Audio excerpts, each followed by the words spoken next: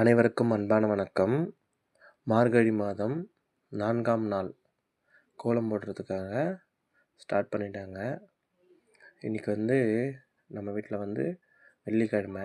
இன்றைக்கி பட்டாம்பூச்சி பறக்கிறதுக்காக ஒரு ஐடியா. அதுக்காக தான் இந்த மாதிரி பிளான் பண்ணி போட்டுட்ருக்காங்க. ஃபைனல் அவுட்புட் எப்படி இருக்குது அப்படின்றத நம்ம ஃபைனலாக பார்க்கலாம். இன்றைக்கி செம்பருத்தி பூ அதிகமாக பூக்கலை, 4 பூ மட்டும்தான் பூத்துருக்கு. இன்றைக்கி இவங்களும் ரொம்ப ஆட்கள் ரொம்ப கம்மியானவங்கள தான் இருக்காங்க.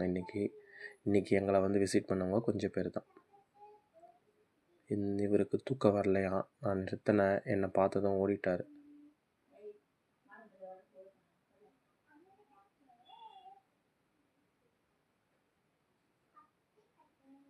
ரொம்ப ஈஸி தான் இந்த கோலம்.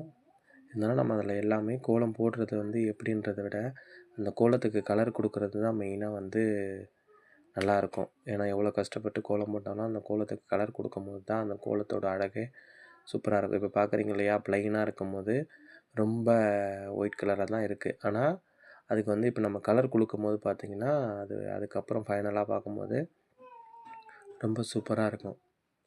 கலர் கொடுக்கவும் ஸ்டார்ட் பண்ணியாச்சு. அதுக்குள்ளே சைடில் இருக்கிற வேலையெல்லாம் பண்ணிடலாம் அப்படின்ற மாதிரி அந்த வேலையெல்லாம் முடிஞ்சுது.